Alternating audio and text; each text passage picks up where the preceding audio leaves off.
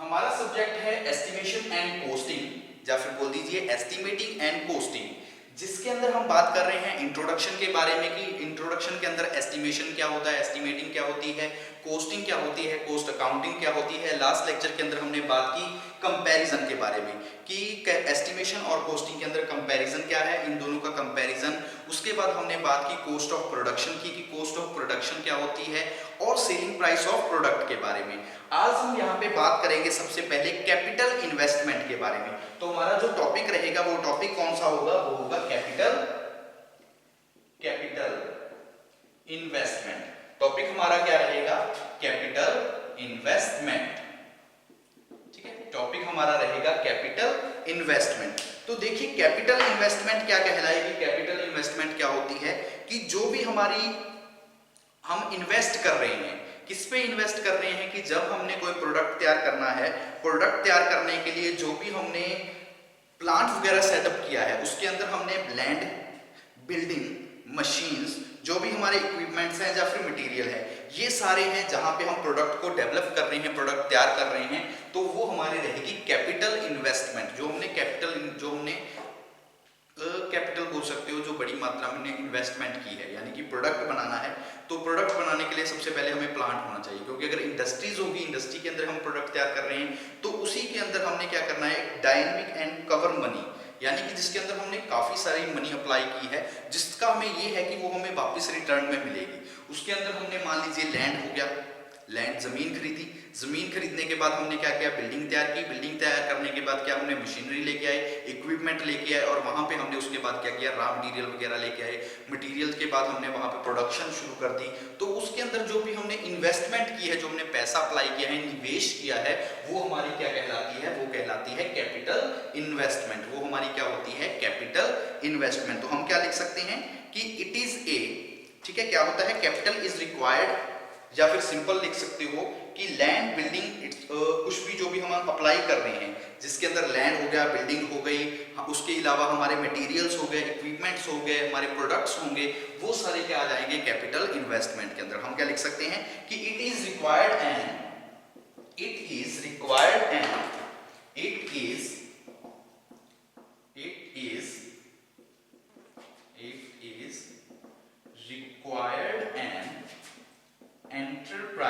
required an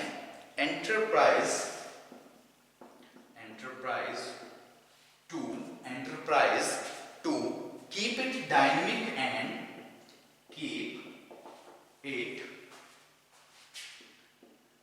dynamic and covers money, comma buildings, comma building के अलावा क्या हो सकता है, बिल्डिंग, उसके बाद सबसे पहले बिल्डिंग हो गई, फिर क्या हो गया, लैंड। तो पहले हम क्या लिखते हैं, पहले हम लिख लेते हैं लैंड, कोमा बिल्डिंग्स, लैंड हो गई हमारे पास, बिल्डिंग हो गई, बिल्डिंग के बाद हम क्या कर लेंगे, मशीन्स, कोमा इक्विपमेंट्स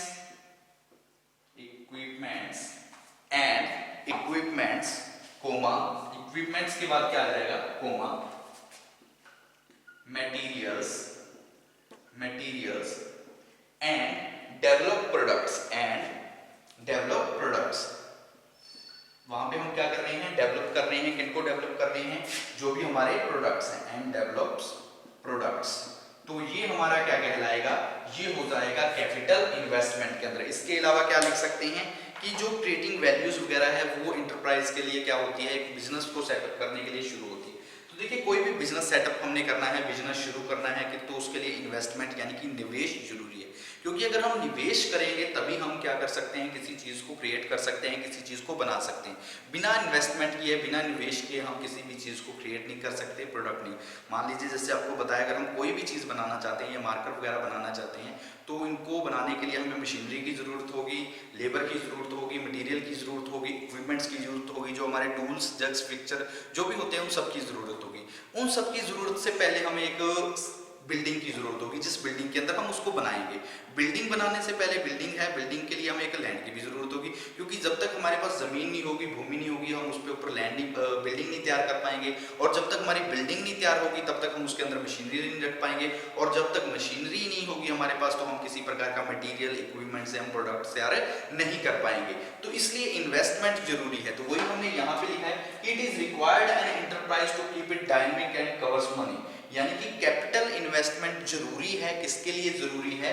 अगर हमने एंटरप्राइज जो हमने एक बिजनेस सेटअप किया है उसको डायनेमिक यानी कि एक अच्छा बनाना है, आकर्षक बनाना है, कवर मनी बैक बनाना है, तो इसलिए जिसके अंदर हमें लैंड हो गया, बिल्डिंग होगी, मशीन्स होगी, इक्विपमेंट्स, मटेरियल, डेवलप प्रोडक्ट्स, इन सब के ऊपर कॉस्ट की जरूरत होगी, क्योंकि इन्वेस्टमेंट करेंगे इनके ऊपर तभी हमें एक फाइनल रिजल्ट मिलेगा, तभी हमें अच्छे प्रोडक्ट्स तैयार कर पाएंगे, मैन्युफैक्चरिंग कर पाएंगे। तो ये हमारी क्या रहेगी? ये रहेगी कैपिटल इन्वेस्टमेंट। ये हमारे पास क्या आ जाएगी? Capital investment. अब हम बात कर लेते हैं कैपिटल इन्वेस्टमेंट के बाद नेक्स्ट जो हमारा टॉपिक रहेगा वो टॉपिक क्या है? वो है रिटर्न ऑन इन्वेस्टमेंट। कि हमने जो इन्वेस्टमेंट कर दी, मान लीजिए यही जो हम कैपिटल इन्वेस्टमेंट की है, हमने जमीन खरीद ली, उसके ऊपर बिल्डिंग तैयार कर ली, मान लीजिए जो हमने इंडस्ट्रीज है वो इंडस्ट्रीज तैयार कर ली। इंडस्ट्री तैयार करने के अंदर बाद हमने वहां पे मटेरियल है, मशीनरी है, इक्विपमेंट है, सब कुछ अप्लाई कर दिया, मतलब सब कुछ खरीद लिया, सब कुछ वहां पे लगा भी दिया setup.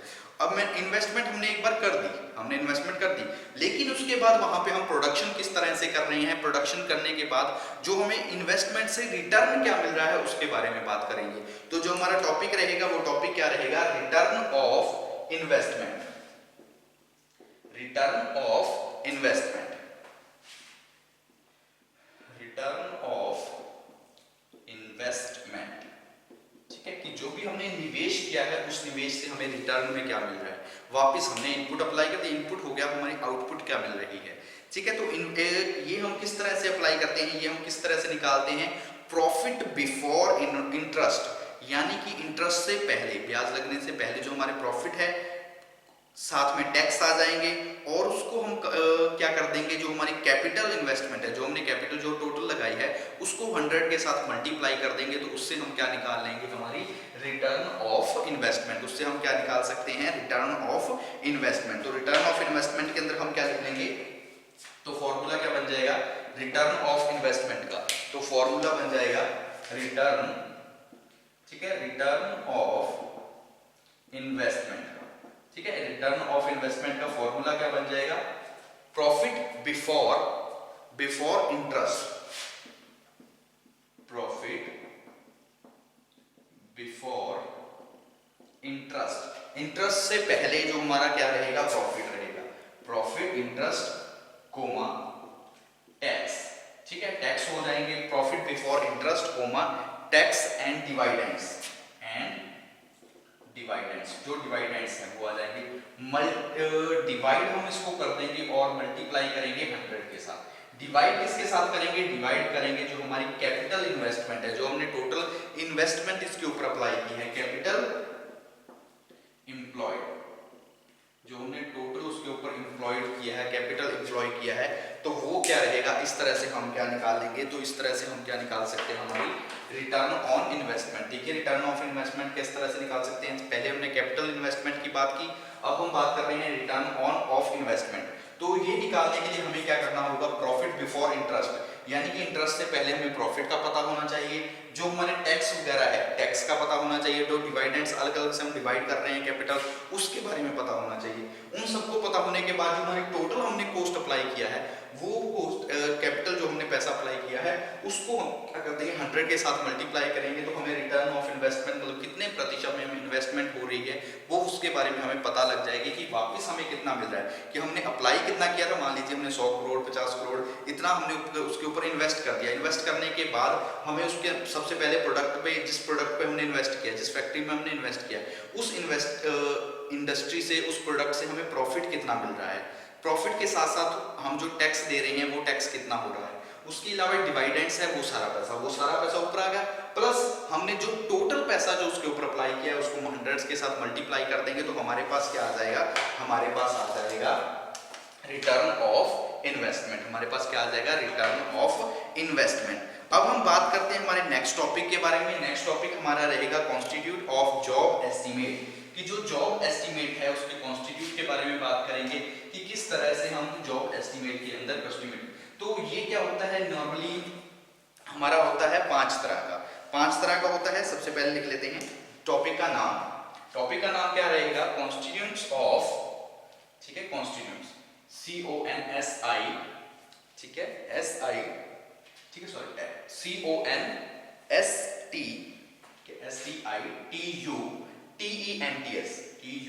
CONSTITUTENTS, constituents of job estimate, ठीक है, जॉब एस्टिमेट, ठीक है, कॉन्स्टिट्यूएंट्स ऑफ जॉब एस्टिमेट। तो कॉन्स्टिट्यूएंट ऑफ जॉब एस्टिमेट के बारे में जब हम बात करेंगे तो 5 तरह से हमारे कॉन्स्टिट्यूट होते हैं जॉब एस्टिमेट के अंदर। वो कौन कौन से हैं? सबसे पहले होता है डिजाइन टाइम। सबसे पहले जो रहेगा वो रहेगा design time, design time. Second number पे जो हमारा रहेगा वो रहेगा ड्राफ्टिंग टाइम। पहला हमारा होगा जॉब एस्टिमेट के अंदर डिजाइन टाइम, दूसरा हमारा रहेगा ड्राफ्टिंग टाइम। दूसरा हमारा कौन सा होगा? Drafting time. थर्ड नंबर पे जब हम बात करेंगे तो थर्ड नंबर पे जो हमारा जॉब कॉन्स्टिट्यूट के अंदर एस्टिमेट के अंदर रहेगा वो हमारा होगा प्लानिंग एंड प्रोडक्शन टाइम। वो हमारा कौन सा रहेगा? प्लानिंग एंड प्रोडक्शन टाइम, ठीक है। थर्ड पे हमारा आ जाएगा प्लानिंग एंड प्रोडक्शन टाइम। बात करते हैं जब हमारे फोर्थ कॉन्स्टिट्यूट के अंदर, तो इसके अंदर हम क्या आ जाएंगे? Design and manufacture of product, उसके जो टूल्स है, इक्विपमेंट्स है, उनके डिजाइन के बारे में और उनकी मैन्युफैक्चर के बारे में। तो हम क्या लिखेंगे? Design and manufacture of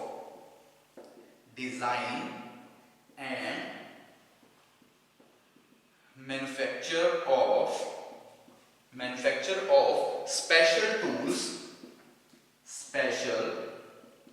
tools and equipments.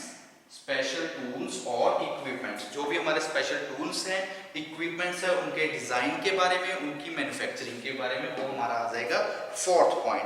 अब हम बात करते हैं नेक्स्ट हमारे फिफ्थ पॉइंट के अंदर। तो फिफ्थ पॉइंट हमारा क्या रहेगा? Experimental and research work. जो हमारा फिफ्थ काम रहेगा जॉब एस्टिमेट के अंदर, कॉन्स्टिट्यूट के अंदर, वो हमारा क्या रहेगा? एक्सपेरिमेंटल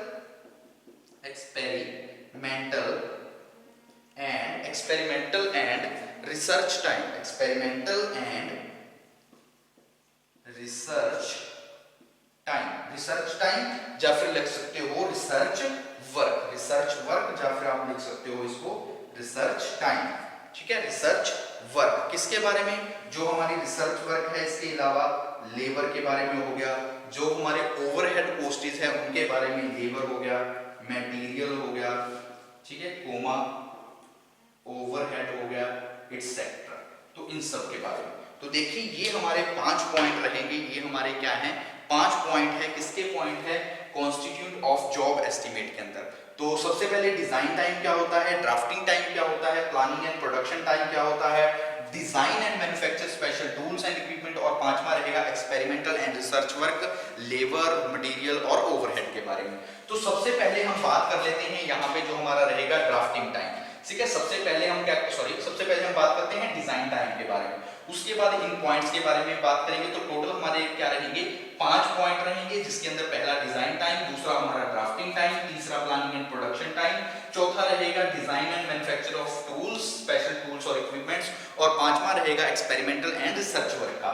तो सबसे पहले बात करते हैं डिजाइन टाइम के बारे में। तो डिजाइन टाइम क्या है? The time taken by the time taken to design a product, यानी कि कोई भी प्रोडक्ट है, उस प्रोडक्ट के डिजाइन को बनाने के लिए जो टाइम टेकन होता है, यानी कि जो टाइम लिया जाता है, वो टाइम हमारा क्या कहलाता है? वो कहलाएगा डिजाइन टाइम। तो हम क्या लिख सकते हैं? The time taken to design a product is known as design time. तो वो हमारा क्या रहेगा? डिजाइन टाइम रहेगा। तो एक बार फिर से देख लीजिए, डिजाइन टाइम क्या होगा, the time taken to design a product, यानी कि प्रोडक्ट को, ये प्रोडक्ट है, इस प्रोडक्ट को बनाने के लिए जो डिजाइन हमने, डिजाइन बनाने के लिए, प्रोडक्ट के डिजाइन को बनाने के लिए जो हमें समय लिया है, जो हमने टाइम लिया है, वो टाइम क्या कहलाएगा, वो टाइम कहलाएगा डिजाइन टाइम। वो क्या कहलाएगा, डिजाइन टाइम।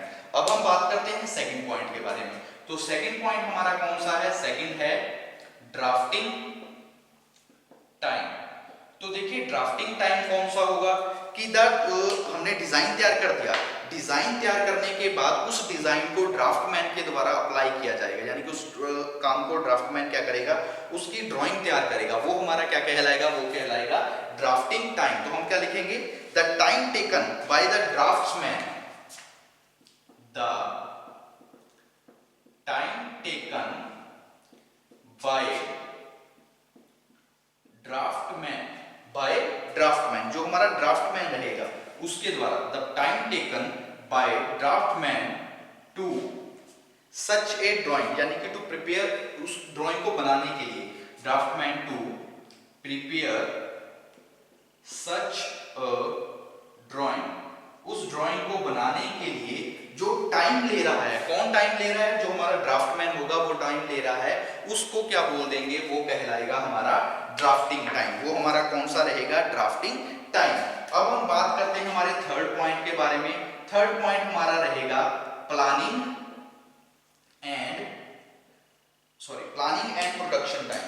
ठीक है, planning and production time, planning and production time. तो देखिए प्लानिंग एंड प्रोडक्शन टाइम के अंदर क्या होगा कि before start of manufacturing, manufacturing शुरू करने से पहले हम क्या करते हैं, किसी भी प्रोडक्ट को हम कोई भी चीज करना चाहते हैं, जरूरी नहीं हम इंडस्ट्रियल टेक्निकल बेस से सोचें, जब नॉर्मली हम जब भी कोई चीज बनाना चाहते हैं तो सबसे पहले हम प्लानिंग करते हैं। हमने कहीं बाहर जाना है, जब हमने कुछ खरीदने जाना है, शॉपिंग करने जाना है, कहीं पे भी जाना है, हम प्लानिंग करते हैं, उसके बाद हम प्रोडक्शन करते हैं। तो सेम चीज यहाँ पे भी है, मतलब पहले हम प्लानिंग करते हैं फिर हम उसको खरीदते हैं। वहाँ यहाँ पे सेम इंडस्ट्रीज अगर हम टेक्निकल वे से देखें तो प्लानिंग एंड प्रोडक्शन की, सबसे पहले हम प्लानिंग करेंगे फिर हम उसको प्रोडक्ट को तैयार करने की कोशिश करेंगे, यानी कि प्रोडक्शन करेंगे। तो हमने क्या करना है, बिफोर प्रोडक्शन स्टार्ट होने से पहले हमने क्या करना है, प्लानिंग को डन करना है, यानी कि सबसे पहले हमने प्लानिंग करनी है। तो इसकी प्लानिंग करने के क्या होते हैं, कुछ तरीके होते हैं जिसके अंदर हम अलग अलग से करते हैं, जो कि आ जाती है जैसे कि फोरकास्टिंग की, फोरकास्टिंग होती है, ओवरराइटिंग होती है, प्रोडक्ट डिजाइन होते हैं कि किस तरह से हमें प्रोडक्ट के डिजाइन के बारे में, रूटिंग क्या होना चाहिए, मटेरियल पे कंट्रोल कैसा होना चाहिए, और टूल कंट्रोल का नाम कैसा होना चाहिए, लोडिंग कैसी होनी चाहिए, शेड्यूलिंग कैसी होनी चाहिए। तो ये सारी प्लानिंग और प्रोडक्शन के टाइम पे आ जाते हैं। तो जब हम प्लानिंग का पता लगा, प्लानिंग क्या होती है, बिफोर स्टार्टिंग ऑफ प्रोडक्शन, यानी कि प्रोडक्शन शुरू होने से पहले, प्रोडक्ट को बनाने से पहले जो हम प्लानिंग करते हैं, यानी कि उसके बारे में जो भी हमने सारा डाटा वगैरह तैयार करना है, एस्टिमेशन लगाना, वो हमारा आ जाएगा प्लानिंग के अंदर। इसके अलावा प्लानिंग के अंदर कुछ फेसेस होते हैं जिस फेस के अंदर चलते हैं। तो सबसे पहले क्या होता है प्लानिंग के अंदर, सबसे पहले आता है फोरकास्ट, फोरकास्ट या फिर बोल सकते हो फोरकास्टिंग। ठीक है, प्लानिंग एंड प्रोडक्शन के अंदर सबसे पहले क्या रहेगी, फोरकास्टिंग। उसके बाद सेकंड जो रहेगा वो रहेगा ऑर्डर राइटिंग। ठीक है, सेकंड हमारा क्या रहेगा, ऑर्डर राइटिंग। थर्ड नंबर पे जब हम बात करेंगे तो थर्ड नंबर पे प्लानिंग एंड प्रोडक्शन के अंदर हमारा आ जाएगा प्रोडक्ट का डिजाइन। वो क्या होगा, product design, product design. Fourth number पे जब हम बात करेंगे तो फोर्थ नंबर पे हमारा रहेगा रूटिंग, रूटिंग।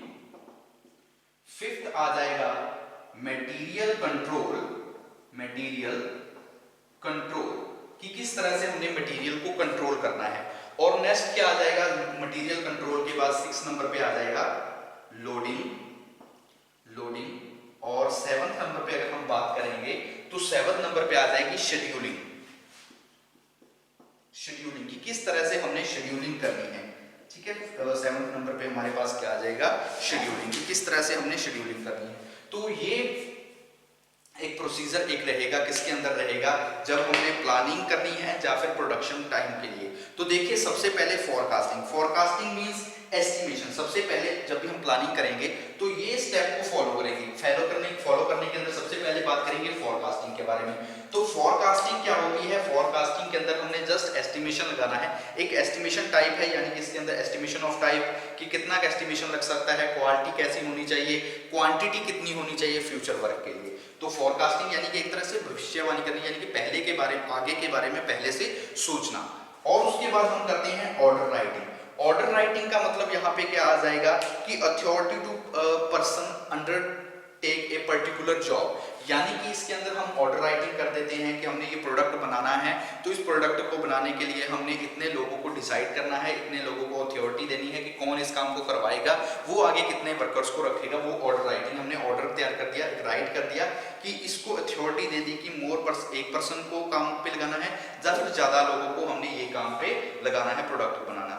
उसके बाद हम बात करते हैं प्लानिंग के अंदर, डिसाइड करते हैं प्रोडक्ट के डिजाइन के बारे में कि इसके अंदर डिजाइन के बारे में जो भी इंफॉर्मेशन आएगी, हम सारी इंफॉर्मेशन कलेक्ट कर लेते हैं डिजाइन के बारे में कि इसका डिजाइन किस तरह से होना चाहिए, इसकी स्पेसिफिकेशन क्या होनी चाहिए, लेंथ क्या होनी चाहिए, डायमेंशंस क्या होनी चाहिए, साइज क्या होना चाहिए, लिमिट वगैरह, फिट वगैरह, टॉलरेंस वगैरह, सारा चीजें डिसाइड कर लेंगे हम प्रोडक्ट डिजाइन के अंदर, किसके अंदर, जब हम बात करेंगे प्लानिंग एंड प्रोडक्शन के बारे में। नेक्स्ट है रूटिंग। रूटिंग के अंदर हम डिसाइड करेंगे कि किस तरह से हमने उसके रूट को डिसाइड करना है कि कौन सा ऑपरेशन कब होना चाहिए, कौन सी मशीन पे काम करना चाहिए, कौन सा ऑपरेशन कब, सीक्वेंस वाइज यानी कि उनको। फिर मटेरियल कंट्रोल की, किस तरह से हमने मटेरियल को कंट्रोल करना है, जो रॉ मटेरियल है उसको हमने किस तरह से कंट्रोल करना है, रॉ मटेरियल के बाद जो हमारा वेस्टेज मटेरियल है उसको हमने कैसे कंट्रोल करना है, जो फाइनल हमारा मटेरियल हो जाएगा, जब हमारा प्रोडक्ट बन जाएगा तो उस मटेरियल को हमने किस तरह से कंट्रोल करना है, वो भी हम डिसाइड करते हैं प्लानिंग एंड प्रोडक्शन टाइम के अंदर। उसके बाद लोडिंग की बात कर लेते हैं। लोडिंग के अंदर की जो हमारे वर्कर है उनके ऊपर हमने किस तरह से लोड अप्लाई करना है, मतलब एक वर्कर है उसके ऊपर कितना काम हमने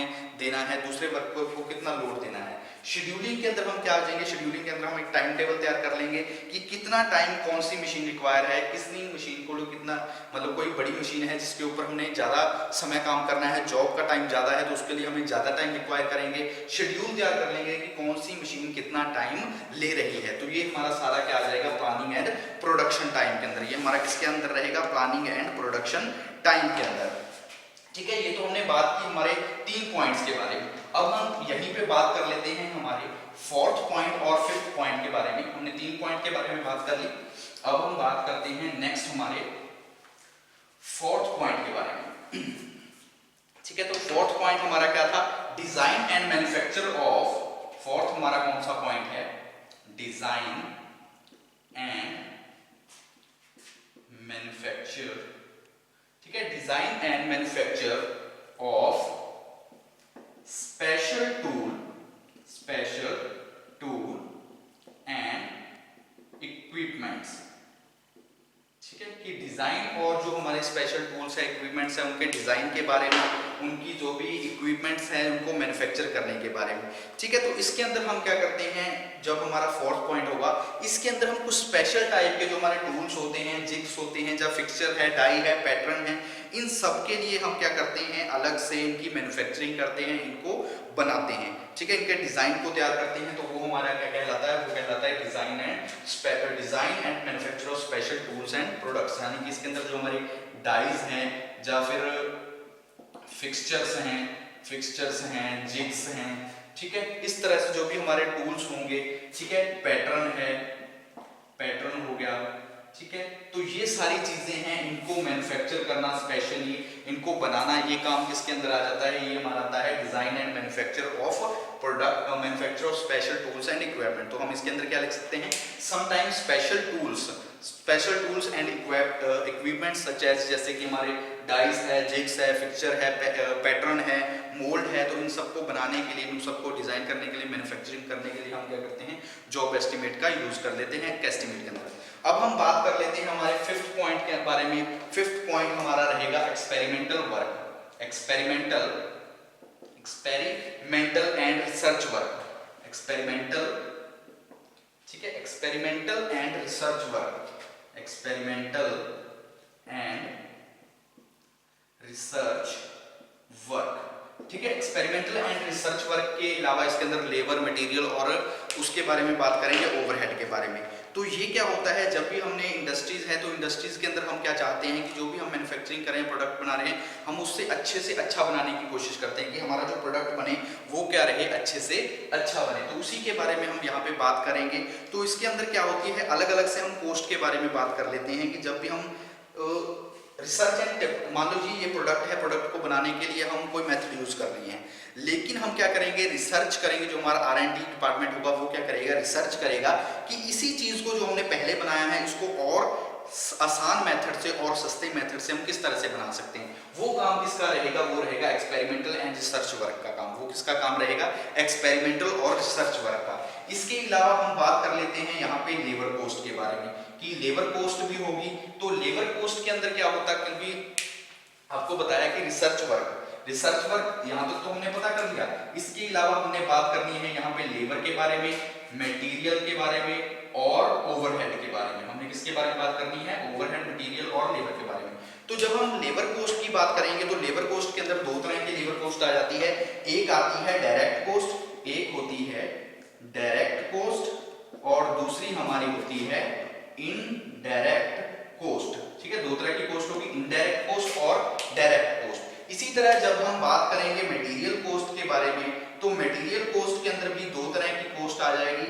एक रहेगी हमारी डायरेक्ट कोस्ट और दूसरी कौन सी रहेगी, इनडायरेक्ट कोस्ट। एक हमारी रहेगी डायरेक्ट कोस्ट और सेकंड जो हमारी रहेगी वो कौन सी होगी, वो होगी इनडायरेक्ट कोस्ट। तो और उसके बाद हमारा आ जाता है थर्ड, वो रहता है सिंपली ओवरहेड। वो होता है ओवरहेड, यानी कि इसका कोई भी टाइप नहीं होता। तो अब देखिए डायरेक्ट लेबर कोस्ट के अंदर, लेबर कोस्ट यानी कि दो तरह की, डायरेक्ट कोस्ट और इनडायरेक्ट कोस्ट। डायरेक्ट कोस्ट कौन सी होती है, डायरेक्ट कोस्ट हम बोलते हैं जो भी हमारा कोस्ट है जब हम लेबर का यूज कर रहे हैं, जो हमें सिंपली दिखाई दे रहा है, यानी कि एक वेल्डर है वो वेल्डिंग शॉप में अपना काम कर रहा है, मैकेनिस्ट है वो अपनी मशीन पे काम कर रहा है, जो भी हमारा फीटर है वो फीटर पे अपना काम कर रहा है, डायरेक्टली वे से काम कर रहे हैं, जो हमें सिंपली दिखाई दे रहे हैं। जो प्रोडक्शन से रिलेटेड है, प्रोडक्ट से रिलेटेड है, वो तो हमारे रहते हैं लेबर कोस्ट के अंदर। कौन से रहेंगे, लेबर डायरेक्ट कोस्ट, यानी कि जो डायरेक्टली यूज है, डायरेक्टली हम जिनका यूज कर रहे हैं। जब हम बात करते हैं इनडायरेक्ट कोस्ट के बारे में, तो इनडायरेक्ट कोस्ट कौन सी आती है, जैसे जो हमारे स्टोर कीपर है, स्टोर कीपर हो गया, जो लेबर है तो लेबर के रूप में, लेकिन हम उसको इनडायरेक्ट वे से यूज कर रहे हैं। जैसे स्टोर कीपर है, क्रेन का ड्राइवर है जो माल को एक जगह से दूसरे जगह पे लेके जा रहा है, जो मशीन सेटर है जो मशीन वगैरह को सेट कर रहा है, मेंटेनेंस मैन है जो मेंटेनेंस रख रहा है मशीनों की, वो सारे कौन से होते हैं, वो होती है इनडायरेक्ट कोस्ट। ठीक है, वो रहती है इनडायरेक्ट लेबर कोस्ट। तो दो तरह की है लेबर कोस्ट के अंदर। डायरेक्ट कौन सी होगी, जो डायरेक्टली काम कर रहे हैं प्रोडक्शन के अंदर, प्रोडक्ट को बनाने के लिए, जैसे फीटर अपना काम कर रहा है, वेल्डर अपना काम कर रहा है, मैकेनिस्ट अपना काम कर रहा है। इनडायरेक्ट में कौन सा गया, जैसे स्टोर कीपर है, स्टोर कीपर अपना काम कर रहा है स्टोर करने का, उसके अलावा जो प्रोडक्ट को एक जगह से दूसरे जगह लेने के लिए क्रेन का ड्राइवर हम यूज कर रहे हैं, तो वो सारे कौन से आ जाएंगे, वो आएंगे इनडायरेक्ट। इसी तरह मटेरियल कोस्ट के बारे में बात करते हैं, तो जो डायरेक्टली हम प्रोडक्ट के रूप में यूज कर रहे हैं मटेरियल, वो होते हैं हमारे डायरेक्ट मटेरियल कोस्ट, यानी कि जिन पे खर्चा आ रहा है। जैसे कि हमारा अगर लकड़ी है, लकड़ी को यूज करते हैं फर्नीचर को बनाने के लिए, स्टील का यूज कर रहे हैं किसी स्टील के प्रोडक्ट को बनाने के लिए, जैसे गिलास है, माइल्ड स्टील का यूज कर रहे हैं शाफ्ट को बनाने के लिए। लेकिन इनडायरेक्ट मटेरियल कोस्ट कौन सा आ जाएगा, जैसे ग्रीस है, ऑयल है, ठीक है, जो ब्लैक ऑयल है, तो ये सारे हमारे कौन से होते हैं, इनडायरेक्ट मटेरियल कोस्ट, जिनका हम इनडायरेक्टली वे से प्रोडक्शन के अंदर, प्रोडक्ट के अंदर यूज कर रहे हैं। ओवरहेड चार्जेस कौन से आ जाएंगे, ओवरहेड चार्जेस जो होते हैं कि जो डायरेक्ट कोस्ट, डायरेक्ट जो मटेरियल कोस्ट है, डायरेक्ट लेबर कोस्ट है, इन सबको छोड़कर जो हमारे इनडायरेक्टली बेस से है, जैसे कि पैकिंग का हो गया, ट्रांसपोर्टेशन का हो गया, ठीक है, ये सारे जो टैक्सेस वगैरह के कोस्ट होंगे, तो ये सारे हमारे कौन से कहलाते हैं, ये कहलाते हैं ओवरहेड। ये क्या हमसे होते हैं, ओवरहेड कोस्ट, यानी कि इनको बोल देते हैं ओवरहेड कोस्ट। तो एक बार फिर से देख लीजिए, कॉन्स्टिट्यूट ऑफ जॉब एस्टिमेटिंग के अंदर हमने बात की डिजाइन टाइम के बारे में, ड्राफ्टिंग टाइम के बारे में और प्लानिंग एंड प्रोडक्शन टाइम के बारे में। फोर्थ पॉइंट के अंदर हमने बात की कि design and manufacture of special tools and equipments को हम किस तरह से डिजाइन और मैन्युफैक्चर करेंगे। और फिफ्थ पॉइंट हमारा रहेगा एक्सपेरिमेंटल और रिसर्च वर्क, यानी कि जिसके अंदर हम मेथड्स के बारे में, जो हमने पहले मेथड से प्रोडक्ट को तैयार किया, उसको और अच्छे मेथड्स का हम कैसे यूज कर सकते हैं, आसान और सस्ते मेथड का हम किस तरह यूज कर सकते हैं, वो काम होगा R&D डिपार्टमेंट का। उसके अंदर लेबर के बारे में बात की कि लेबर कोस्ट दो तरह की हो जाएगी, डायरेक्ट और इनडायरेक्ट। डायरेक्ट जो हम डायरेक्टली यूज कर रहे हैं, इनडायरेक्ट जो जैसे कि क्रेन हो गया, स्टोर कीपर का ड्राइवर हो गया, स्टोर कीपर हो गया, क्रेन ड्राइवर हो गया, तो ये सारे कौन से होते हैं, इनडायरेक्ट कोस्ट जो। उसके बाद मटेरियल कोस्ट के अंदर हमने बात कर ली डायरेक्ट कोस्ट और इनडायरेक्ट कोस्ट के बारे में और ओवरहेड कोस्ट के बारे में।